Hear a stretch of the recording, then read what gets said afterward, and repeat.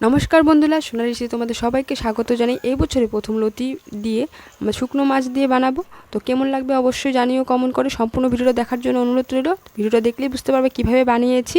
আর আমার চ্যানেলে নতুন হয়ে থাকলে সাবস্ক্রাইব করে দিয়ে পাশে থাকার জন্য অনুরোধ রইল।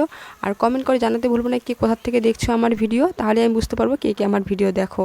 তো প্রথমে দেখো লতিগুলো কিন্তু ভালো করে কেটে বেছে আমি ধুয়ে নিয়েছি। তো প্রথমে কড়াইতে অল্প জল দিয়ে লতিগুলো দিয়ে দিব, ভাপিয়ে নিব। তাতে কিন্তু একদম গলা চুলকাবে না। কিন্তু কেউ কেউ লতি কিন্তু ভাবে যে গলা চুলকাবে বলে কিন্তু খেতে ভয় পায়, ভীষণ ভয় পায়। তবে আজকের আমার রান্নার পদ্ধতি দেখতে থাকো, দেখলে কিন্তু একবারে গলায় ধরবে না, কিন্তু খেতে খুব স্বাদ হবে। তো প্রথমে দেখো সামান্য লবণ দিয়ে কিন্তু কিছুক্ষণ ভাপিয়ে নেব। 1 থেকে 2 মিনিটের জন্য, একবারে কিন্তু গলে নেব না। দেখছো এই যে কালো জলটা যে বাড়িয়েছে, লাল লাল কালো জলটা, সেটাতে কিন্তু গলা যেতে ধরার ভাবটা কিন্তু কেটে যায় কিন্তু। তো দেখো নামিয়ে নিয়েছি, নামিয়ে দেখো ঠান্ডা করে নেব। দেখো একদমই কিন্তু গলে নিইনি। এবারে আমি লতিটা রান্না করব, তার জন্য কিন্তু কিছু মশলা আমি বেটে নেব। আর এর আগে একটু কিন্তু শুকনো মাছগুলো ভালো করে 5 থেকে 6 মিনিটের জন্য কিন্তু হালকা কুসুম গরম জলে কিন্তু ভিজিয়ে রেখেছিলাম। ভিজিয়ে রাখাতে মাছের যে বালিগুলো থাকে সেগুলো কেটে যায়, এবং জল দিয়ে কিন্তু ভালো করে অনেকবার ভালো করে ধুয়ে নিয়েছি। এখন দেখতে পাচ্ছ এগুলো কিন্তু বেশি হাত দিয়ে কোনো বাছার দরকার নেই, গরম জলে ভিজিয়ে রাখলে কিন্তু এমনি পরিষ্কার হয়ে যায়। তারপর ধোয়ার পর এখানে নুন হলুদ দিয়ে কিন্তু মাছগুলো প্রথমে ভেজে নেব। বেশি কড়া করে ভাজার দরকার নেই, যেভাবে মাছ ভাজো সেভাবে মাছ ভাজলেই হবে। এভাবে কিন্তু এই প্রসেসে রান্না করে দেখতে পারো, খুব ভালো লাগে। তোমরা এর জায়গায় এই শুকনো মাছের জায়গায় অনেক রকমের বাজারে শুকনো মাছ পাওয়া যায়, সেই সব রকমের শুকনো মাছ দিয়ে কিন্তু বানাতে পারো এই লতি রান্না। তবে আমি কিছু মশলা নিয়েছি, দেখো এখানে 2টো পেঁয়াজ কুচিয়ে নিয়েছি, একটা টমেটো নিয়েছি, 2-3টে কাঁচা লঙ্কা নিয়েছি, টমেটো, পেঁয়াজ, রসুন সব এগুলো সমস্তগুলো ভালো করে পেস্ট করে নেব। ঝালটা তোমরা যে যতটা খেতে পছন্দ করো তবে সেই বুঝে ঝাল রাখবে। মাছগুলো কিন্তু উল্টে পাল্টায় কিন্তু আমি ভেজে নিয়েছি, লাল লাল করে ভেজে নিয়েছি, বেশি কড়া করিনি। এবার কড়াইতে সরষের তেল গরম করতে দিয়ে মশলা পেস্টগুলো পেস্ট হয়ে গেছে আমার, এটাকে সাইডে রেখে দিয়ে এবার রান্নার পালা। লতিটা রান্না করব এখন। তার জন্য কিন্তু তেলটা গরম হয়ে গেলে 2টো যে পেঁয়াজ কুচিয়ে রেখেছিলাম মিডিয়াম সাইজে, সেটাকে প্রথমে লাল লাল করে ভেজে নেব।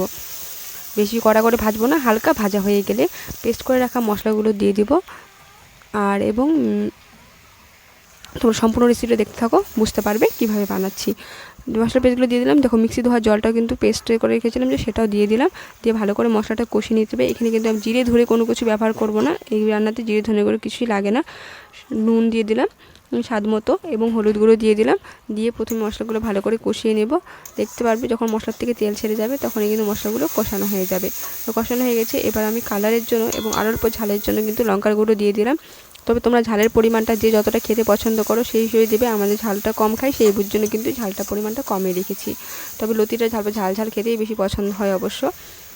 তো এবার ভেপে রাখা কিন্তু লতিগুলো দিয়ে দিলাম। লতি দিয়ে এবার লো ফ্লেমেই কিন্তু ভালো করে কষিয়ে নেব লতির সাথে। লতির যে ভেজা ভেজা ভাবটা সেটা কিন্তু ভালো করে শুকনো করে টান টান করে নিতে হবে, তাহলেই কিন্তু গলা ধরবে না।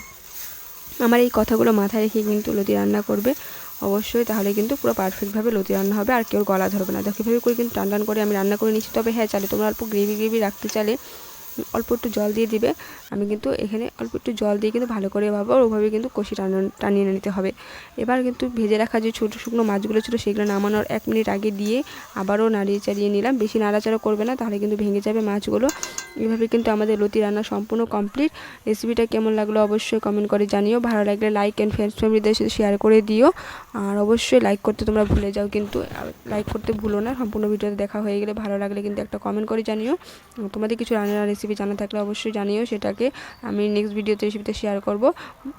দেখা হচ্ছে নেক্সট ভিডিওতে অন্য কিছু রেসিপির সাথে। সকলে ভালো থেকো, সুস্থ থেকো।